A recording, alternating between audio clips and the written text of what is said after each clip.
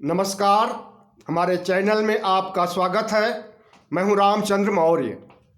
साथियों, उत्तर प्रदेश में एक कहावत बहुत तेज़ी से वायरल हो रही है। अब तक चाय वाला आगे गाय वाला। मतलब आप समझ ही गए होंगे चाय वाला कौन है और गाय वाला कौन है। चाय वाला प्रधानमंत्री नरेंद्र मोदी, जो 2014 से प्रधानमंत्री हैं, 2019 में के लोकसभा चुनाव में फिर से निर्वाचित हुए हैं और 2024 के लिए भी कयास लगाया जा रहा है कि प्रधानमंत्री नरेंद्र मोदी ही प्रधानमंत्री बनेंगे अगर भारतीय जनता पार्टी की जीत होती है तो। लेकिन उत्तर प्रदेश में जो योगी खेमा है, आपको मालूम होना चाहिए कि भारतीय जनता पार्टी में गुटबंदी बहुत तेजी से बढ़ रही है और यह गुटबंदी आज से नहीं है, 2019 के बाद से ही शुरू हुई है। और गुटबंदी की खास वजह है कि नरेंद्र मोदी के बाद कौन बनेगा प्रधानमंत्री। तो कौन बनेगा प्रधानमंत्री की दौड़ में दो शख्स हैं, एक हैं अमित शाह और दूसरे हैं गाय वाला यानी योगी आदित्यनाथ। तो अब गाय वाला और चाय वाला के बीच में, और अमित शाह चाय वाले के साथ ही खड़े हैं। आज से नहीं, 2002 से, जब से प्रधानमंत्री नरेंद्र मोदी जब गुजरात के मुख्यमंत्री थे तभी से अमित शाह उनकी छाया की तरह उनके साथ चलते हैं, रहते हैं। और एक समय आया कि उन्होंने पार्टी की बागडोर संभाली, भारतीय जनता पार्टी के अध्यक्ष बने। उसके बाद 2019 के बाद गृह मंत्री बने और अब नंबर 2 हैं भारतीय जनता पार्टी में और नंबर 2 हैं भारत की पॉलिटिक्स में अमित शाह। लेकिन अमित शाह को दरकिनार करके योगी गुट योगी को आगे कर रहा है और इस तरह की अफवाहें उड़ा रहा है या इस तरह की नैरेटिव बना रहा है कि अब तक चाय वाला आगे गाय वाला। तो साथियों, लखनऊ में जो ये कहावत वायरल हो रही है, पूरे प्रदेश में वायरल हो रही है। प्रदेश में जब वायरल होगी तो देश में भी वायरल होगी और देश में भी वायरल हो रही है सोशल मीडिया के माध्यम से। तो क्या इस देश को पहले चाय वाले ने चलाया, अब गाय वाला चलाएगा? क्या इस देश की कॉपीराइट हो गई है भारतीय जनता पार्टी की? हम तो कहते हैं कि 2024 में भारतीय जनता पार्टी की जीत होगी ही नहीं, तो चाय वाला के बाद गाय वाला का नाम लेना ही बेमतलब है। और जहाँ तक प्रधानमंत्री नरेंद्र मोदी की बात है, तो वे उम्र के आखिरी पड़ाव तक हमें लगता है कि राजनीति को बाय बाय कहने वाले नहीं हैं। 73-74 साल उनकी उम्र हो गई है और अब उन्हें मार्गदर्शक मंडल में जाना चाहिए। प्रधानमंत्री के बनाए हुए कायदों के अनुसार उन्होंने ही 2014 में मार्गदर्शक मंडल की स्थापना किया था, जिसमें लाल कृष्ण आडवाणी, मुरली मनोहर जोशी जैसे तमाम दिग्गज नेताओं को और 75 साल की उम्र पार कर चुके तमाम नेताओं को उसमें मार्गदर्शक मंडल में रख दिया गया था। तो अगर प्रधानमंत्री ने अपने ही बनाए हुए उसूलों पर, नियमों पर, कानूनों पर चलते हैं, तो प्रधानमंत्री नरेंद्र मोदी को भी 1-2 साल में मार्गदर्शक मंडल में जाना चाहिए। तो उसी दिन का इंतजार कर रहे हैं अमित शाह और उसी दिन का इंतजार कर रहे हैं गाय वाले योगी आदित्यनाथ। योगी आदित्यनाथ का पलड़ा भारी नहीं है, पलड़ा भारी है अमित शाह का, क्योंकि अमित शाह प्रधानमंत्री के करीबी हैं और प्रधानमंत्री के दाहिने हाथ माने जाते हैं। ऐसे में उन्होंने पूरा घेराबंदी कर रखी है लखनऊ की, सचिवालय की और शासन प्रशासन में हर जगह अपने आदमियों को फिट करके। और प्रधानमंत्री नरेंद्र मोदी ने जिस तरह से 2 उप मुख्यमंत्रियों को बनाया है जो कि अमित शाह गुट के हैं, केशव प्रसाद मौर्य भी अमित शाह गुट के हैं और दूसरे उप मुख्यमंत्री पाठक भी अमित शाह गुट के ही हैं। और जो मुख्य सचिव हैं दुर्गा शंकर मिश्र, यह भी प्रधानमंत्री के करीबी हैं और रिटायर्ड होने के बावजूद भी इन्हें रखा गया है, इन्हें एक्सटेंशन दिया गया है मुख्य सचिव पद संभालने के लिए। तो योगी के ऊपर नकेल कसी गई है। लखनऊ में ही योगी अपनी मर्जी से राज नहीं कर सकते हैं, योगी अपनी मर्जी से कोई भी निर्णय नहीं ले सकते हैं, कोई भी कानून नहीं बना सकते हैं और उसे लागू नहीं कर सकते। कानून विधानसभा बनाती है, लेकिन बहुत कुछ दारोमदार मुख्यमंत्री के ऊपर भी होता है, लेकिन वो जो दारोमदार होता है उसे पूरी तरह से योगी आदित्यनाथ नहीं निभा पा रहे हैं। एक तरह से अमित शाह ने योगी की लगाम को टाइट कर दी है और इससे अब योगी गुट उतर आया है अपनी बेशर्मी पर और वह चाय वाला के बाद गाय वाला का नाम ले रहा है और एक माहौल बनाने की कोशिश कर रहा है जिससे कि योगी आदित्यनाथ का पलड़ा भारी पड़े। लेकिन हमें देखना होगा कि न तो चाय वाला रहेगा अगले चुनाव में और न गाय वाला रहेगा, बल्कि कोई और शख्स प्रधानमंत्री बनेगा, वो चाहे विपक्ष का कोई कद्दावर नेता बने या राहुल गांधी बने या मल्लिकार्जुन खड़गे बने, कोई भी बन सकता है, लेकिन चाय वाले और गाय वाले की नौबत नहीं आ सकती है 2024 में। उसके संकेत मिलने लगे हैं। जिस तरह से भारत जोड़ो यात्रा पदयात्रा नफरत को प्रेम के माहौल में बदल रही है, जिस तरह से धार्मिक ध्रुवीकरण जो प्रधानमंत्री नरेंद्र मोदी ने 2014 से ही करने की कोशिश किया था और उसका फायदा भी उठाया था 2019 में, इस बार उनका धार्मिक ध्रुवीकरण नहीं चलने वाला है क्योंकि जनता बहुत हद तक जागरूक हो चुकी है। और दूसरी बात, ओबीसी उन्हें एक मुश्त वोट दिया करता था, लेकिन जब से उन्होंने घोषणा किया है कि ओबीसी की जनगणना राष्ट्रीय स्तर पर नहीं कराई जाएगी, तब से ओबीसी समाज प्रधानमंत्री नरेंद्र मोदी और भारतीय जनता पार्टी से नाराज चल रहा है और अब वह मन बना चुका है विपक्ष का साथ देने के लिए। और एक बात आपको बता दें कि जिस 54% ओबीसी की भागीदारी है मतदान में, अगर वो जिस तरफ नजरें फेर देगा उसी की जीत होना सुनिश्चित है। अभी तक प्रधानमंत्री नरेंद्र मोदी उसे जुमलों से, लटकों से, झटकों से या लालच दे करके या फ्री रवड़ियाँ बांट करके ओबीसी समाज को पटा लिए थे और उन्हें वोट एक मुश्त मिलता था। न सिर्फ बीजेपी सरकार में उन्हें अहमियत दी गई, जब चुनाव आता है तो ओबीसी को मंत्री बना दिया जाता है और आरएसएस में भी ओबीसी को बड़ी मात्रा में रखा गया है और इनकी जितनी भी भगवा पार्टियां हैं या भगवा संगठन हैं या धार्मिक संगठन हैं, उन सब में भी ओबीसी की भागीदारी बहुत ज़्यादा हुआ करती है, आज से नहीं बहुत पहले से।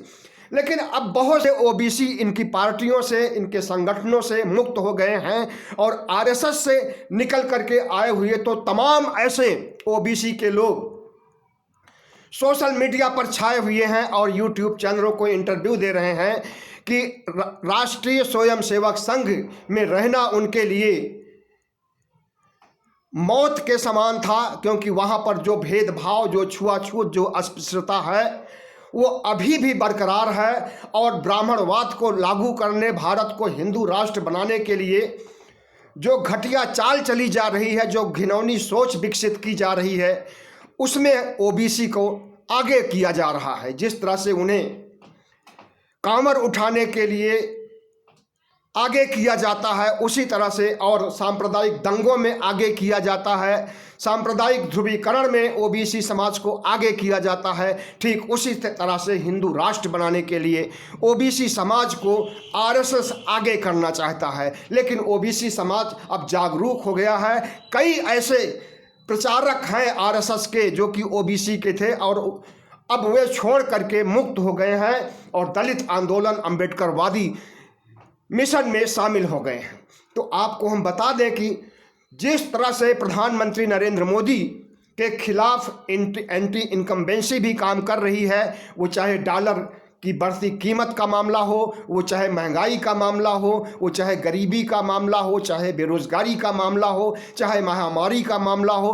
तमाम ऐसे मामले हैं, तमाम ऐसे एजेंडे हैं जिससे कि प्रधानमंत्री नरेंद्र मोदी की हालत दुबली हो गई है और इनकी पार्टी एक के बाद दूसरे चुनाव हार रही है। अब देखिए, इसी 2023 में 9 राज्यों में चुनाव होने वाले हैं, जिसमें से अधिकांश राज्य पूर्वोत्तर के हैं।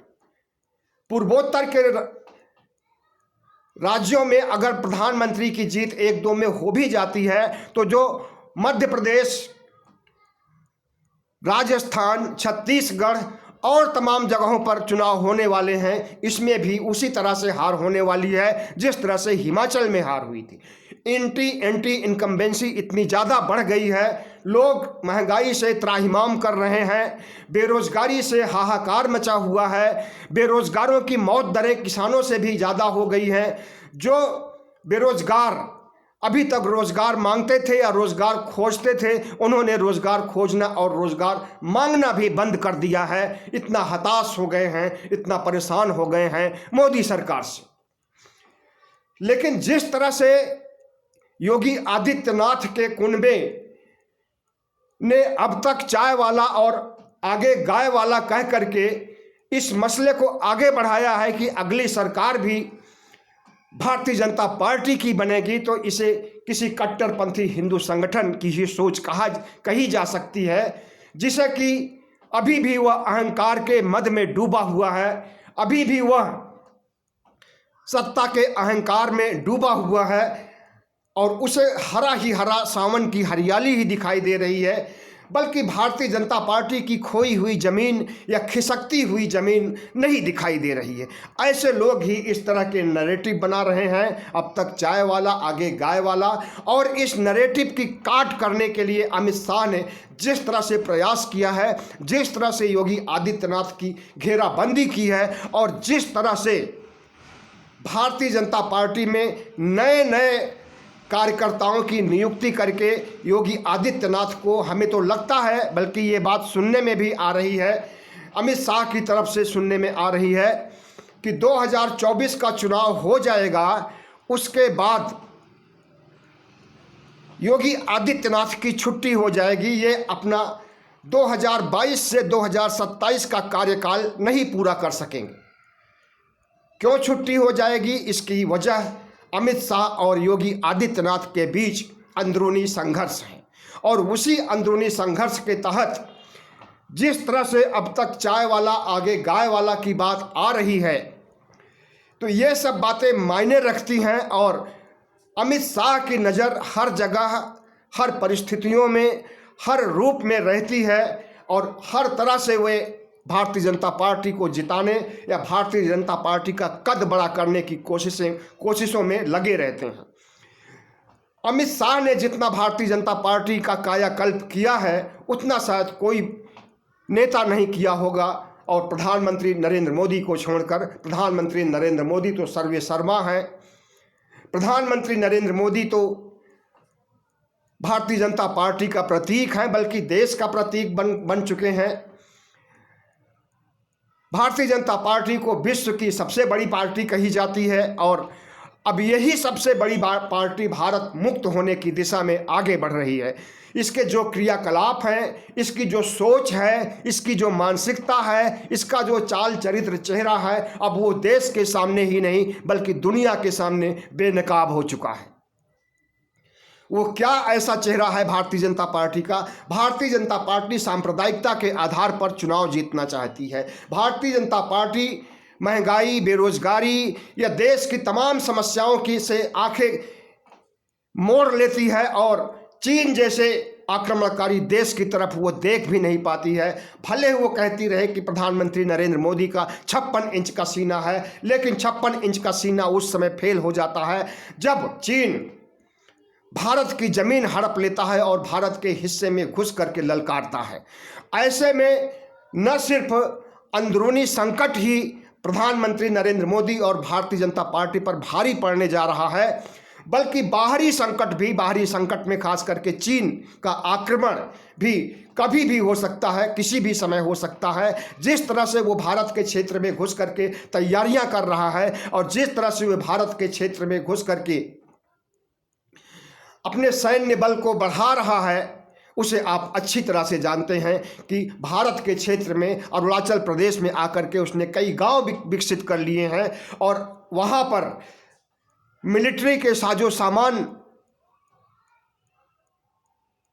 लाए जा रहे हैं। इसका क्या मतलब होता है कि भारत के खिलाफ चीन के अंदर क्या चल रहा है, क्या मानसिकता उसकी है, जो सीमा पर वो रणभेरी बजा रहा है और भारत की सीमा को के आगे बढ़ चुका है। तो न सिर्फ अंदरूनी समस्याएं हैं बल्कि बाहरी समस्याएं हैं, विदेशी समस्याएं भी हैं। खास करके चीन की समस्या है, जिससे कि लोगों ने देख लिया कि भारत चीन का विरोध कर सकने की स्थिति में नहीं है और चीन से लड़ाई कर सकने की स्थिति में है। इसलिए प्रधानमंत्री नरेंद्र मोदी की जुबां पर कभी चीन का नाम नहीं आता और संसद भवन में बहस कराने तक के लिए नरेंद्र मोदी तैयार नहीं होते हैं कि अगर संसद भवन में चीन पर बहस होगी तो निश्चित ही सब उखाड़ करके बाहर रख दिया जाएगा और विपक्ष के लोग भारतीय जनता पार्टी को नाकाम पार्टी बताएंगे और चीन के सामने हमें बौना साबित करने की कोशिश करेंगे। इसलिए संसद भवन में बहस नहीं की गई चीन के मामलों पर। और जहां तक बात रही भारतीय जनता पार्टी में जो उठापटक चल रही है, तो बहुत तेजी से भारतीय जनता पार्टी छिन्न भिन्न होने वाली है। राजनाथ गुट अलग हो गया है, गडकरी का गुट अरसे से अलग है, सुब्रमण्यम स्वामी आए दिन बयान देते रहते हैं भारतीय जनता पार्टी के खिलाफ, नरेंद्र मोदी के खिलाफ, और वरुण गांधी जो कि पीलीभीत के सांसद हैं भारतीय जनता पार्टी के, वे 2019 के बाद ही मुखर हो गए हैं और जिस तरह से भारतीय जनता पार्टी की नाकामयाबियों को गिनाते हैं, जिस तरह से भारतीय जनता पार्टी की छीछा लेदर करते हैं, जिस तरह से भारतीय जनता पार्टी को नकारा बता रहे हैं, उससे लगता है कि या तो जल्दी ही उनकी छुट्टी कर दी जाएगी या वे खुद ही पार्टी को बाय बाय बोल करके कांग्रेस में शामिल हो जाएंगे। इसके बहुत से संकेत मिल रहे हैं कि वरुण गांधी कांग्रेस में शामिल होने वाले हैं, लेकिन अब अनुकूल परिस्थितियों का इंतजार उन्हें है, ऐसे माहौल का इंतजार है जिससे कि भारतीय जनता पार्टी छोड़ करके कांग्रेस में आने पर कांग्रेस का कद और बढ़ जाए। हो सकता है कि 30 जनवरी को जब भारत जोड़ो यात्रा पूरी होगी कश्मीर में, उसी समय सुनने में ऐसा आ रहा है कि वरुण गांधी भी अपनी घोषणा कर देंगे, भारतीय जनता पार्टी को बाय बाय बोल करके कांग्रेस में शामिल हो जाएंगे। लेकिन जिस तरह से गोदी मीडिया भारतीय जनता पार्टी की कमियों को, भारतीय जनता पार्टी की बुराइयों को और भारतीय जनता पार्टी की एंटी इनकम्बेंसी को छिपाने का प्रयास करती है, उससे यही लगता है कि गोदी मीडिया भी प्रधानमंत्री नरेंद्र मोदी के एजेंडे में शामिल है और जैसा प्रधानमंत्री का एजेंडा विकसित होगा, सामने आएगा, उसे प्रचार करने के लिए गोदी मीडिया आगे आएगा। तो साथियों, बहुत बहुत धन्यवाद। हमारे चैनल को सब्सक्राइब कीजिएगा, लाइक कीजिएगा और शेयर कीजिए।